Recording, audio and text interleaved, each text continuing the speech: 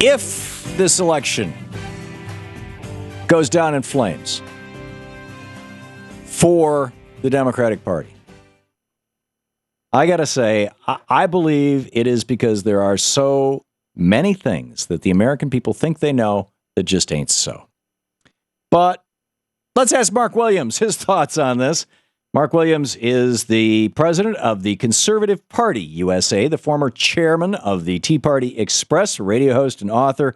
His new book, It's Not Right Versus Left, It's Right Versus Wrong, exposing the socialist agenda and taking back America one Tea Party at a time. Mark, welcome back. Thank you, Tom. Always good to be on the show with you guys. Thank you. How can you be against big government and not be pushing for huge cuts in a bloated military budget that even Glenn Beck says should be cut in half? I would go for big cuts in our defense budget. The way our defense budget has bloated itself makes it almost impossible to control, and at the same time, like any other government program, very difficult to get. Then why have I, Mark, never, ever, ever, and I've watched a lot of coverage of Tea Parties and seen a lot of signs, never, ever, ever seen a sign that says end the wars, bring the troops home, or cut the defense budget. Never seen it, never heard a Tea Party politicians campaign on that. Why? Haven't gotten that far down the list yet. When you pick up the newspaper or turn on the radio or TV on election day and you see that, this presidential trip to Mumbai is costing $200 million a day. We have a rather target-rich environment when it comes to wasteful and foolish spending. That's nothing compared to what we're paying for. Do you realize in Afghanistan to transport gasoline to our troops, we're paying Halliburton $1,000 a gallon for gasoline? Which they in turn are paying to the locals to make sure that those shipments get there, and the locals are using to buy weapons. Well, and then that company is no longer an American company, so they're taking the profits and they're keeping them in Dubai. Well, the only guy who's getting rich on this are the big stockholders like Dick Cheney. Well, and again, the Afghan. You tell me this is right? No, the Afghan war is, and you hear a lot of Tea Partiers talk about this, is a war that lost its mission. The idea behind going into Afghanistan was to brush the Taliban aside to get to Al Qaeda, not to defeat the Taliban. I thought it was to seize, arrest, and bring for trial Osama bin Laden. Yeah, that was the whole point. And okay. The Taliban was standing in the way. So, actually they weren't. The Taliban, Mark, just for the record, and you might want to look this up, the Washington Post did a nice article about it at the time. The Taliban offered to arrest Osama bin Laden and give him to a neutral third country for trial like the Nuremberg trials if the United States would produce any evidence at all that he was involved. And George Bush said, we are not going to negotiate with you guys. We're going to bomb you instead. Yeah. Yeah, we don't. This war was completely unnecessary, but Bush wanted to be a war president. Okay, how can you guys believe in the free market and not condemn literally hundreds of billions, arguably as much as $500 billion in corporate subsidies? I mean, just the oil, gas, and coal industries are getting a larger dollar for dollar percentage of subsidy from the U.S. government as the solar industry is. How come I'm not seeing signs at the Tea Parties that say, stop the subsidies to the Koch brothers, the guys who are funding the Tea Parties? I don't know where we're giving to the solar people, but I know we're giving the wind power $25 per, I believe it's megawatt in subsidy, which is something like 400 times what we're giving oil. Well, you know what the subsidy we were giving to nuclear was when it was being developed, Mark. And finish my point there. We should have been out of Afghanistan years ago. Mission was accomplished. Bin Laden and Al Qaeda were out of there. Yeah. And then all of a sudden, and we would have had Bin Laden if not for the politicians in Washington who happened at the time to be the Bush administration. Right. So where was the Tea Party? Why weren't you guys out marching in the streets like I was actually holding a sign saying "End the damn wars"? We had Bin Laden in our grasp, and the politicians wanted to make a big show of it. So they said, "No, you guys in special forces, you hold back. We're going to send in the generals and the army and the TV cameras to film this guy." Yeah, you're talking to Tora Bora. And we let him get away. Yeah. And we've been fighting that war ever since, unjustifiably, because we changed our target from getting bin Laden to getting Taliban. No, I get that. I'd like to. I got a couple other questions for you, Mark. We're in agreement that these wars suck. But I still don't know why the Tea Party guys never talk about it. But here's another one. Why is it if the Tea Party, is here you are, we're talking with Mark Williams, the president of the Conservative Party USA, former chair of Tea Party Express. If the Tea Party is so concerned about U.S. sovereignty, and I am too, and I think this is an issue that cuts right across the board, why am I not seeing at Tea Party rallies signs that say end NAFTA, end WTO, restore American sovereignty? We have, through these trade agreements, we have turned the economic future of this country over to about 300 transnational corporations. Oh, NAFTA is a huge Tea Party point, depending on where you are. I mean, if you're in places, I've never seen a sign. Have you? Places like it, So you go through the Midwest and the Rust Belt, and in Texas, places like that. It's a big issue. Either coast, not such a big deal. There are other issues that take prominence. Every area has its own local priority, its own particular local cross to bear in what's going on with this country right now.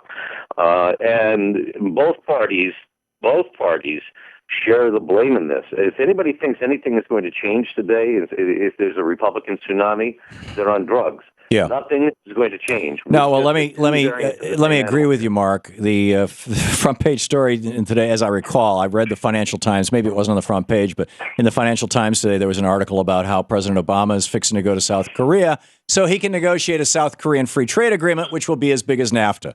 It's like, oh, man, I'm banging my head against the wall. Okay, how can the Tea Party guys be in favor of law and order and not support a giant crackdown on corporate crime waves? The FBI estimates that for every dollar spent on law enforcement in the area of white-collar crime, we, the people, the federal government, or we have $16 to $20 less that we get ripped off to the tune of. There's this massive corporate crime wave going on. These guys are robbing us blind. Let's start with the banksters and the Wall Street guys. And yet, multiple administrations. Again, this is transpartisan, but why do I not see the Tea Partiers out there holding signs that say "Stop the corporate criminals"? Repeat it. Maybe you've noticed a subtext to this, and it is that the subtext, Mark, is that each one of these questions are the kind of things where if you were out there holding that sign, the Koch brothers wouldn't be paying for the buses to get your Tea Party guys out there. Well, we never get a dime from the Kochs, but we had the right on the very side of our buses, since you brought them up, the very first point is end the bailouts. Enough of the corporate welfare. Coddling the corporations who actually, through their greed and their collaboration, help lead to this economic. You're talking about end the Bush bank bailouts? Yeah, that's right. And that's Don't you find it incredible, Mark, that more than 80% of Americans think that Obama bailed out the banks when in fact it was George Bush? I do that. Well, that's we engage in revisionist current events in this country, let alone revisionist history, on a regular basis. Yeah, you're right. And the folks who are frothing over Barack Obama engage in the same kind of tactic as well. The fact of the matter is, where the seeds of the Tea Party were planted in the Bush administration with tar. And you have no idea who I was at the time, but back in it was 2007. I shut down the state of New York government one full day with the convoy of big rigs surrounding the state capitol to protest bailouts of the mortgage holders, or the mortgage banks actually, right, and the continuing raising of taxes on the rest of us. So we didn't call it a Tea Party, but it was the same idea, and it has been going on ever since, and it's been reaching more and more critical mass as more and more people in Washington try to first ignore us. I would love to see the populist nature of this actually show up in the signs and on the media. MarkTalk.com is the website. Mark Williams, stick around. If it's okay with you. Mark Williams, great. Mark Williams is going to tell us what the Tea Partiers winning want. How can you be in favor of privacy and not be, have a whole bunch of people in your Tea Party holding up signs say repeal the Patriot Act? This thing allows them to break into your house and look. You there with me, Mark? I understand what you're saying, and you'll find they don't even have to have a search warrant anymore to break into your house. Right, and you'll find a great deal of opposition to the Patriot Act, and you'll find a great deal of I've never seen a sign. Both Bushes. Again, it's a matter. Well, first of all, you're not out there at the rally.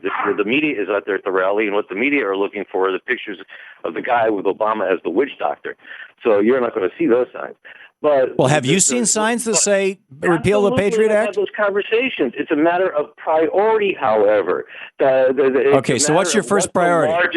Right now, getting the government to reduce taxes, get back on track, read a little owner's manual it has called the Constitution, and start behaving according to its own rules. President Obama passed the largest tax cut in the history of the United States, and it was the largest tax cut on middle-class people in the history of the United States. The average working American got $400 reduced in his taxes this year, 2010. Bush gave everybody a $300 check. This is $400. $400, big whoop. Well, you know, a lot of Americans, only half of working Americans even pay federal income taxes. Your taxes, and you give me $400, that's a big whoop.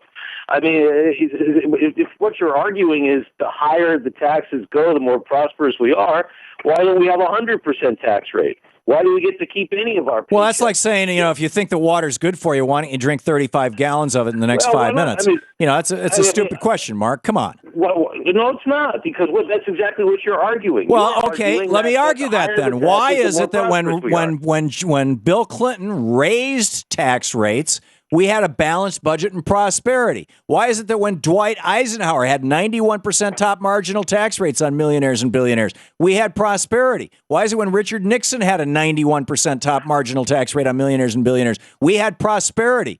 Why is it that when Lyndon Johnson dropped that down to 74%, but closed enough loopholes that he actually increased taxes on millionaires and billionaires, we had prosperity? We had a lot of prosperity right up until the time Reagan dropped that top tax rate, and we haven't had a 3.3% decade of GDP, consistent GDP growth since then.